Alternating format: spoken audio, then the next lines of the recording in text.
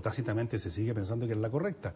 Yo creo que una parte importante de la gente que tiene dudas y que le ha hecho perder apoyo a la presidenta Bachelet, deriva no de un egoísmo corporativo, satánico, necio, sino que de una sensación y a veces un análisis, yo me pongo en ese caso, de que muchas de estas medidas, apuntando a un objetivo que es aceptable y plausible, son defectuosas simplemente y que por lo tanto uno no puede aceptarlas simplemente porque las propusieron ustedes o porque las propuso el gobierno.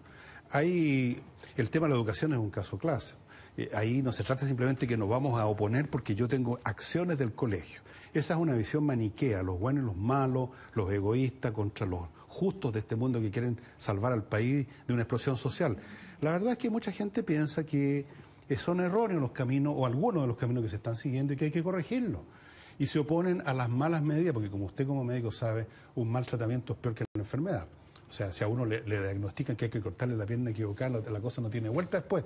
Entonces, yo creo que faltaría un poquito más de ir a la raíz de este asunto, Guido, a la gente que está gobernando, en el sentido de ver, de reexaminar estas cosas que ya parecen axiomáticas, que están como probadas y en realidad no las ha probado nadie, y no endosar todos los problemas de la resistencia al cambio a una cuestión, por así decirlo, gremial, o de pura ignorancia, o de susto, o lo que sea, una cosa subjetiva.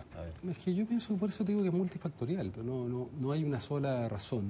Creo que son procesos muy complejos. Creo que la institucionalidad del siglo XX está superada. Creo que el pensamiento del siglo XX lineal es ciego frente a los problemas complejos. Por ejemplo, la salud ya no se resuelve en los hospitales. Se resuelve en el tipo de ciudad que tú tienes, si tienes ciclovías, si tienes áreas verdes. Eso es lo que define la salud hoy día. Cuando una persona llega infartada al hospital ya es tarde. Hoy día la violencia no se resuelve solo con represión, tiene que ver con los modelos que tienen los papás. Si los papás se insultan delante de los niños, desde que los niños son muy pequeños, se golpean o los golpean, ¿cuál es el modelo de convivencia que aprende el niño cuando sale a la calle para resolver un conflicto? Y después nos preguntamos, bueno, ¿por qué pasan tantas cosas como las que ocurren? Además de todos los problemas de autoestima que le genera ese niño. Entonces yo digo, falta complejidad, y la complejidad es problema de que el mundo del cual venimos, los problemas son lineales, la solución es lineal y no complejo. Ahora, yo creo que esto hay que mirarlo en perspectiva. ¿Y cómo lo miraría yo? Yo diría, primero, el programa no es un invento.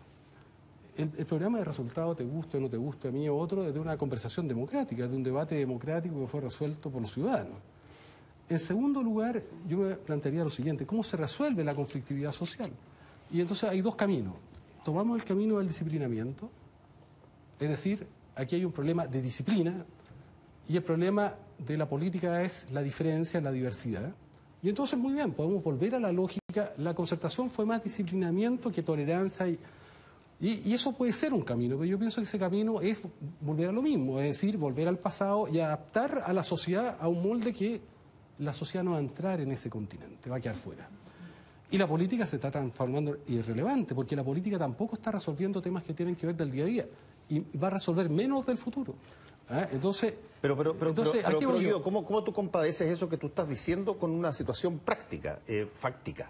Que tú empiezas a ver que una aprobación gigantesca que significó que se ganaran 3 elecciones seguidas, municipales, parlamentarias, presidenciales, por tremendo volumen, que dio mayorías en las 2 cámaras por primera vez en mucho tiempo, de pronto se empieza a desmenuzar, se empieza a desmembrar, porque uno podrá decir que la gente, qué sé yo, puede no entender la reforma, pero resulta que son las personas, son la gente finalmente las que tiene que vivir las situaciones. Bueno, por eso digo, ¿cómo se construyen caminos solución? Yo pienso que hay que construir caminos de más diversidad. Uno podría decir a la nueva mayoría le sobra diferencia, pues yo digo, le falta diferencia porque los ciudadanos, que constituyen una parte importante de la diversidad chilena, no están todavía y no se sienten parte de la nueva mayoría. ¿Y cómo resolvería lo que está hoy día pasando? Entonces yo lo que creo es que, primero, creo que tener un 47% de apoyo en estos tiempos, creo que una mayoría es un número de personas y de capacidades, de entusiasmo muy importante. Yo lo que creo es que se generan muchas cosas. Creo que nosotros tenemos que mejorar la calidad de nuestra política. Creo que el mundo parlamentario y el mundo político, por eso yo he llamado a construir una hoja de ruta, más de responsabilidad nuestra que del gobierno, porque creo que hay gente siempre hay una sospecha de la política, hay una sospecha de lo público, es un inherente a la privatización de los bienes públicos, una de las herencias de Pinochet y de la dictadura es que se privatizan los bienes públicos y se sospecha todo lo público. Tú vas a Estados Unidos y los ciudadanos americanos sospechan de la reforma de salud pública de Obama porque es parte de su cultura individualista, pero eso nosotros estamos un poquito contaminados con eso. Entonces yo digo, ¿qué es lo que, por lo menos yo creo? Yo creo que es importante generar ciertas claridades. Y por eso yo planteo una bajo ruta. ¿Qué quiere decir? Hay gente, con legítima razón, que quieren ir un poco más allá o que se cumpla el programa y dicen, ¿saben qué? Tenemos temor de que no va a haber reforma constitucional o, como tú decías, no va a haber reforma laboral. Y hay otros que tienen otros temores. Tienen temores que apoyaron la propuesta de la presidenta Bachelet, pero estos señores quieren ir mucho más allá del programa. Entonces lo que yo planteo es que nosotros mismos nos ordenemos y establezcamos una hoja de ruta. ¿Qué quiere decir? Que el país sepa, no solamente el mundo de la política, que ahora se va a discutir la reforma educacional, que la reforma sobre el tema laboral se va a discutir en un determinado momento, que la reforma constitucional se va a discutir en otro, que se va a hacer la reforma a la CISAPRE, a la AFP, la reforma de recuperar los derechos de agua. Y después ahora, yo digo... Perdón, senador, es que eso era lo lógico. O sea, había un problema de comunicación, había un problema de cómo pensar en transmitir eso. ¿Sabes lo que pasa? Que cuando tú, en 7 meses, porque está bien, yo acepto las críticas, pero creo que ha habido acá la capacidad de, en 7 meses, plantear reformas que no se pudo, por distintas razones, plantear en 25 años. Entonces, yo también creo que aquilatemos la magnitud de los procesos.